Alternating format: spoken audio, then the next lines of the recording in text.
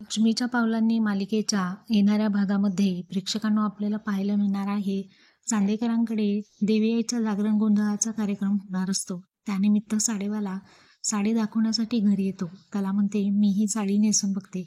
अद्वैत म्हणतो, नाही नाही, तू कशाला, मी आहे ना इथे, थांब मी करतो, असं म्हणत ती साडी जी असते ती दोघांच्या अंगावरती तो पांघरतो आणि पांघरल्याबरोबर कलाच्या डोळ्यामध्ये डोळे घालून खूप प्रेमाने पाहू लागतो आणि एक हात तिच्या कमरेमध्ये घालून तिला जवळ ओढू लागतो.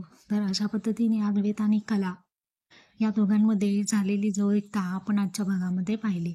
तर तो साडीवाला जात असताना कला धावत पळत येते आणि म्हणते, साडीवाला म्हणतो, काय झालं, दुसरी साडी हवी आहे का? कला म्हणते, अहो तुम्ही पैसेच नाही घेतले. तेव्हा जात असताना तिला एक पेपर सापडतो. तो पेपर म्हणजे रोहिणीने सर्व प्रॉपर्टी तिच्या नावावरती केलेले ते पेपर असतात. हे प्रॉपर्टीचे पेपर आता कलाच्या हाती लागलेले आहेत. तर येणाऱ्या भागामध्ये आपल्याला समजणारच आहे प्रेक्षकांनो रोहिणीने केलेलं कारस्थान.